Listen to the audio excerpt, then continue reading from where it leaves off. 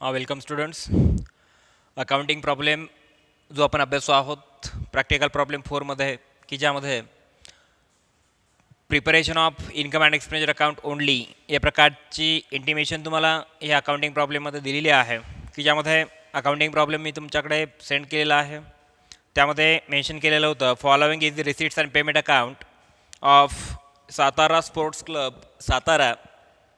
Prepare income and expenditure account for the year ending 31st March 2019.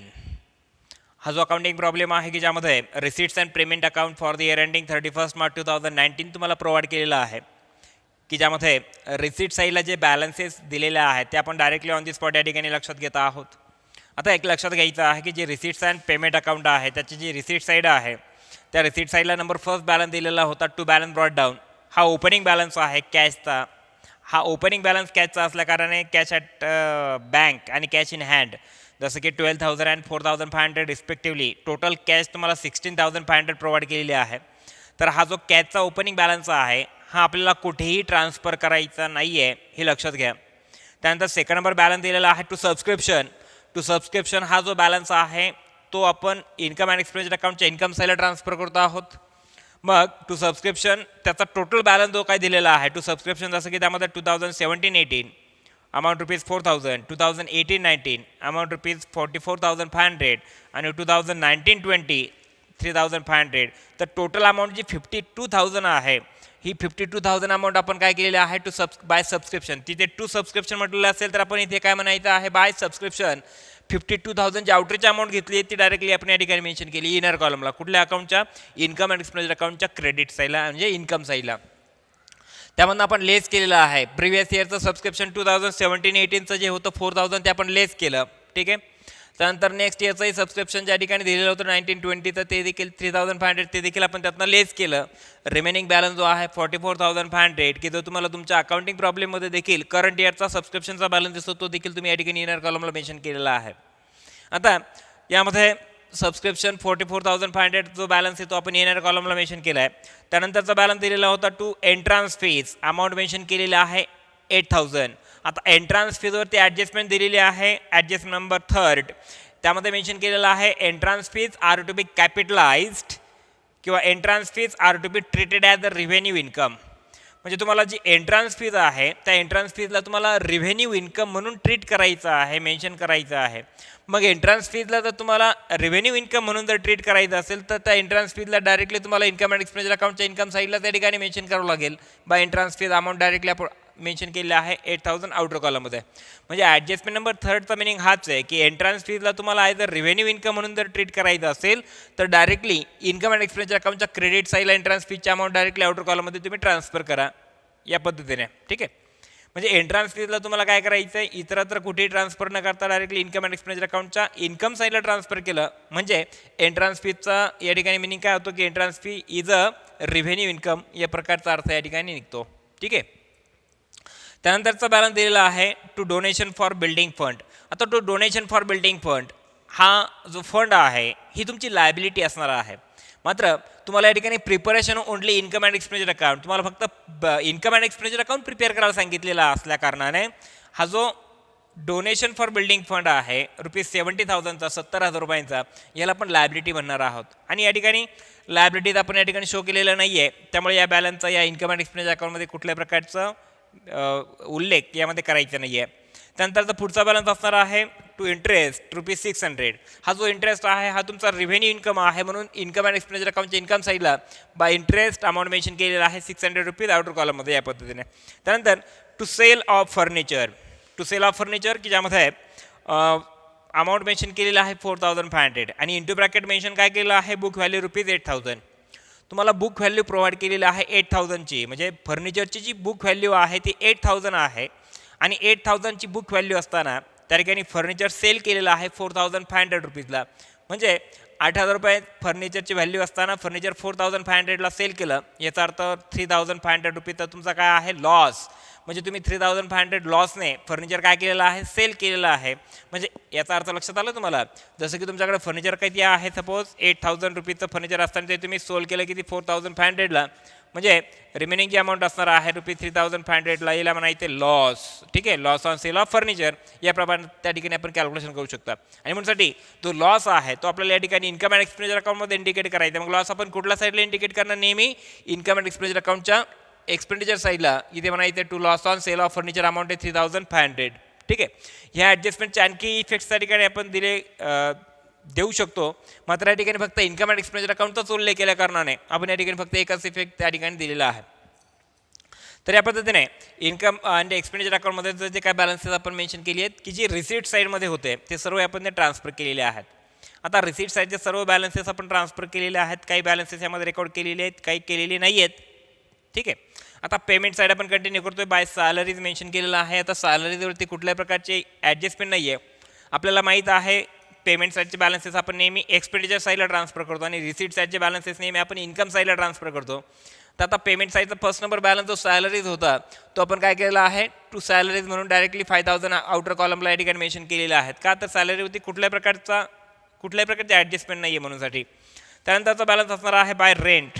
ठीक आहे, by rent आणि त्यामध्ये into bracket mention केलेलं आहे. इंटरनल ॲडजस्टमेंट त्यामध्ये आहे by rent into bracket including ₹2,000 for 2017-18. 2017-18 means previous year. Previous इयरचे ₹2,000 या रेंटमध्ये काय आहेत, इन्क्लूड आहेत. आणि म्हणूनसाठी हा जो रेंट आहे या रेंटला तुम्ही या ठिकाणी काय मेन्शन करता, टू रेंट. तिकडे बाय रेंट म्हटलं असेल तर इथे काय म्हणायचं आहे, to rent. Rent amount total आपण मेन्शन केली या ठिकाणी 5,000. तर या ठिकाणी 5,000मध्ये त्या ठिकाणी लेस आपण त्यातनं केलं previous year rent. Previous year जे रेंट होतं ₹2,000 ते आपण त्यातनं काय केलं, लेस केलं. म्हणजे 5,000 मायनस 2,000 आउटरला इनरलाच आपण अमाऊंट मेन्शन केलेलं आहे 3,000 या पद्धतीने. ठीक आहे, म्हणजे प्रिव्हियस इयरचा कुठलाही मॅटर यामध्ये इन्कम अँड एक्सपेंडिचर अकाउंटमध्ये आपण इन्क्लूड करायचं नाही, किंवा नेक्स्ट इयरचा एक कुठल्याही प्रकारचा इन्कम असेल किंवा एक्सपेंडिचर असेल तो या इन्कम अँड एक्सपेंडिचर अकाउंटमध्ये शो करायचा नाही आहे, हे आपल्याला माहीत आहे. त्यामुळे जे रेंट इन्क्लूड होतं ₹2,000 ते 2017-18चं ते आपण त्यातनं काय केलं, लेस केलेलं आहे. त्यानंतर पुढे मेन्शन केलं बाय इलेक्ट्रिसिटी चार्जेस. आता इलेक्ट्रिसिटी चार्जेस देखील तुमचा एक्सपेंडिचर आहे. कुठला एक्सपेंडिचर आहे, रेव्हेन्यू एक्सपेंडिचर. म्हणून एक्सपेंडिचर साईडला आपण मेन्शन केलेलं आहे बाय, तिथे बाय इलेक्ट्रिसिटी रेंट होतं किंवा चार्जेस होते. तर या ठिकाणी आपण काय मेन्शन करतो, इथे टू इलेक्ट्रिसिटी चार्जेस अमाऊंट आहे 1,450. 1,450ची अमाऊंट या ठिकाणी आपण मेन्शन करायचे आहे. त्यानंतर बाय फिक्स डिपॉझिट. आता फिक्स डिपॉझिट आपल्याला माहीत आहे की फिक्स डिपॉझिट इज ॲसेट. ठीक आहे, therefore here not recorded this item. तो हा जो बॅलन्स आहे हा बॅलन्स या ठिकाणी आपल्याला या कारणाने या ठिकाणी रेकॉर्ड नाही करायचं की फिक्स ॲसेट काय आहे, ॲसेट. ॲसेट दिसतोय की या ठिकाणी बॅलन्स कुठला या ठिकाणी नाही आहे. म्हणून फिक्स ॲसेटचा बॅलन्स या ठिकाणी रेकॉर्ड करायचा नाही आहे, का तर ती काय आहे, ॲसेट आहे. त्यानंतर मेन्शन केलं by printing and stationery amount ₹750. आता प्रिंटिंग अँड स्टेशनरीवरती देखील कुठल्याही प्रकारचे ॲडजस्टमेंट नाही आहे. प्रिंटिंग अँड स्टेशनरी हा रेव्हेन्यू एक्सपेंडिचर आहे. म्हणून आपण इन्कम अँड एक्सपेंडिचर अकाउंटच्या एक्सपेंडिचर साईडला to printing and stationery amount 750 या ठिकाणी रेकॉर्ड केली आहे. त्यानंतर नेक्स्ट बॅलन्स असणार आहे जनरल एक्सपेन्सेस. आता जनरल एक्सपेन्सेसवरती देखील हिडन ॲडजस्टमेंट आहे, इंटरनल ॲडजस्टमेंट आहे की ज्यामध्ये मेन्शन केलेलं आहे including ₹500 paid for next year. आता हे जे जनरल एक्सपेन्सेस आहेत, जनरल एक्सपेन्सेसमध्ये काय मेन्शन केलं या ठिकाणी, जनरल एक्सपेन्सेसमध्ये ₹500 काय आहे त्या ठिकाणी इन्क्लूड आहेत. जनरल एक्सपेन्सेस ची अमाऊंट जी आहे 5,500 होती. जनरल एक्सपेन्सेसची अमाऊंट 5,500 होती. मात्र या ठिकाणी आपण 5,000चीच अमाऊंट या ठिकाणी मेन्शन केली आहे. का तर निश्चितपणे जे 500 अमाऊंट जी होती जनरल एक्सपेन्सेसची की जी 500 अमाऊंट नेक्स्ट इयरची अमाऊंट यामध्ये इन्क्लूड होती ती आपण यातनं लेस करून न दाखवता डायरेक्टली अमाऊंट 5,500 ऐवजी आपण 5,000 अमाऊंट मेन्शन केली आहे. आणि आता जर सेकंड नंबर इफेक्ट गेला असता कुठे, तर बॅलन्सच्या लायबिलिटी साईड किंवा बॅलन्सच्या ॲसेट साईडला पण तो बॅलन्स मेन्शन केला असता की प्रिपेड जनरल एक्सपेन्सेस म्हणून बॅलन्स मेन्शन केला असता. म्हणजे जे जनरल एक्सपेन्सेस की ज्यामध्ये including ₹500 paid for next year. General expenses जे 500 पेड केलेले आहेत नेक्स्ट इयरसाठी ते आपण यातनं काय केलेलं आहे 5,500मधनं लेस केले 500 म्हणून त्या आउटरला अमाऊंट डायरेक्टली आपण शो केलेला आहे ₹5,000. नंबर नेक्स्ट असणार आहे बाय स्पोर्ट्स मटेरियल परचेस्ड. आता स्पोर्ट्स मटेरियल परचेस जर असेल तर आपण नेहमी काय करतोय की ॲडजस्टमेंट नंबर 4मध्ये आपल्याला या संदर्भामध्ये ॲडजस्टमेंट दिलेली आहे की ज्यामध्ये स्पोर्ट्स मटेरियल परचेस ही ज्यावेळेला आपण रेकॉर्ड करतो तर त्याला आपण रेकॉर्ड करताना नेहमी इन्कम अँड एक्सपेंडिचर अकाउंटच्या एक्सपेंडिचर साईडला मेन्शन करतो, कारण स्पोर्ट्स मटेरियल परचेस हा तुमचा काय असणार आहे, एक्सपेंडिचर असणार आहे. आणि म्हणूनसाठी ज्या ठिकाणी स्पोर्ट्स मटेरियल परचेसचे इफेक्ट्स आपण देताना काय करायचे, टू स्पोर्ट्स मटेरियल परचेस. आता स्पोर्ट्स मटेरियल परचेसचा ओपनिंग स्टॉक जो असणार आहे तो आपण कॅल्क्युलेट करायचा आहे. तर मग स्पोर्ट्स मटेरियल परचेसचा ओपनिंग स्टॉक दिलेला आहे तुम्हाला ॲडजस्टमेंट नंबर 4मध्ये. त्यामध्ये मेन्शन केलेलं आहे stock of sports material as on 1 April 2018 ₹6,000. म्हणजे स्टॉक ऑफ स्पोर्ट मटेरियलचा ओपनिंग स्टॉक तुम्हाला घ्यायचा आहे इन्कम अँड एक्सपेंडिचर अकाउंटच्या एक्सपेंडिचर साईडला इनर कॉलमला. या स्टॉकमध्ये purchase of sports material add करायचे. परचेस ऑफ स्पोर्ट्स मटेरियल यामध्ये काय करायचं आहे, ॲड करायचं. यापूर्वी आपण या कन्सेप्ट शिकलेलो आहोत. मग स्पोर्ट्स मटेरियल परचेस आपण जे काय आहे ₹40,000 ॲड केलेलं आहे. जसं की या ठिकाणी बाय स्पोर्ट्स मटेरियल परचेस 40,000 आपण त्यामध्ये इन्क्लूड केलं आहे, ॲड केलं आहे. आणि त्यातनं तुम्ही लेस करता closing stock of sports material. आता closing stock of sports material adjustment number 4मध्ये तुम्हाला प्रोव्हाइड केलेलं आहे. And on 31 March 2019 ₹14,000. 14,000 रुपयांचं closing stock of sports material आपण तो बॅलन्स देखील यातनं काय केला आहे, लेस केला आहे. म्हणजे अशा पद्धतीने त्या ठिकाणी जो स्पोर्ट्स मटेरियलवरती झालेला एक्सपेंडिचर आहे तो 32,000 झालेला आहे, हे आपण लक्षात घ्यायचे आहे. आणि याचा सेकंड नंबर इफेक्ट देखील आपण जर दिला तर बॅलन्स शीटच्या ॲसेट साईडला क्लोजिंग स्टॉक ऑफ स्टेशनरी किंवा closing stock of sports material या ₹14,000 जो सेकंड नंबर इफेक्ट आपण बॅलन्स शीटच्या ॲसेट साईडला ट्रान्सफर करू शकता. या पद्धतीने ॲडजस्टमेंट समजली आहे की स्पोर्ट्स मटेरियल परचेस हे आपण ओपनिंग स्टॉक ऑफ स्पोर्ट्स मटेरियलमध्ये ॲड केलं, त्यातनंच तुम्ही closing stock of sports material देखील लेस केलं आणि जो रिमेनिंग बॅलन्स आउटर कॉलमला आपण ट्रान्सफर केला.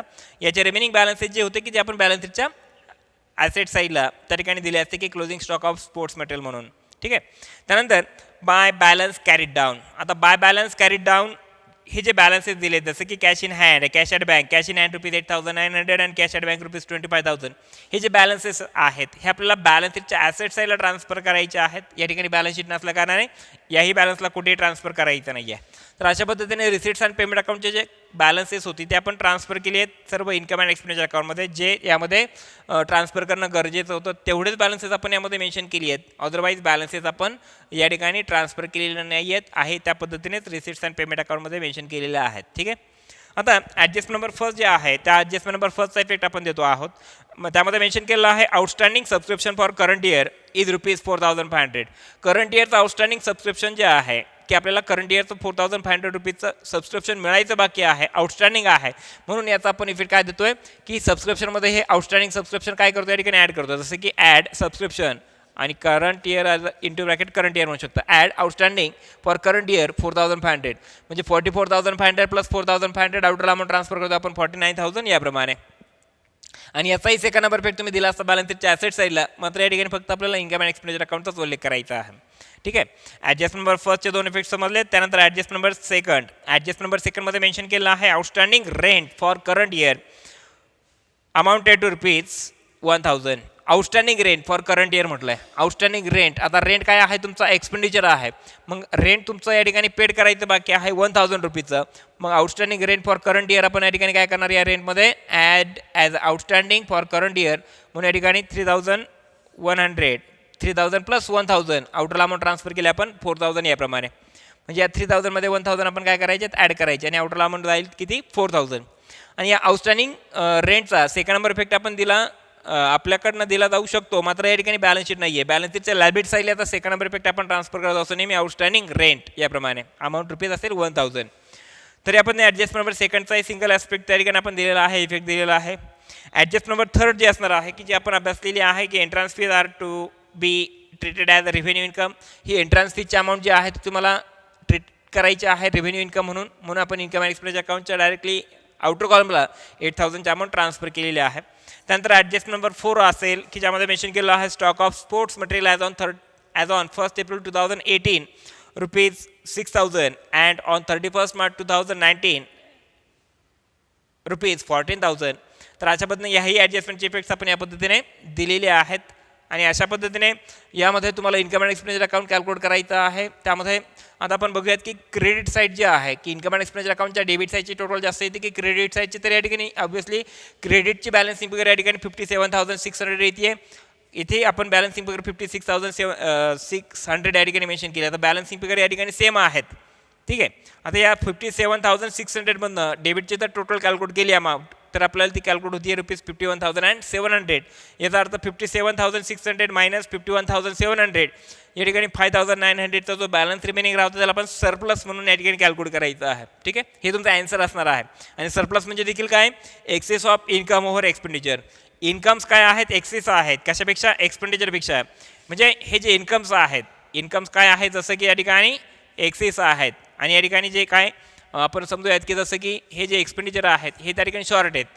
इन्कम जास्त आहेत किती रुपीजने, 5,900 रुपीजने. मग इन्कम जर 5,900 रुपीजने जर एक्सेस आहेत आणि एक्सपेंडिचर जर 5,900ने जर शॉर्ट आहेत तर निश्चितपणे जो डिस्टन्स असेल दोन्ही अमाऊंटमधला तो 5,900 ॲज अ सरप्लस म्हणून या ठिकाणी आपण कॅल्क्युलेट केलेला आहे. ठीक आहे.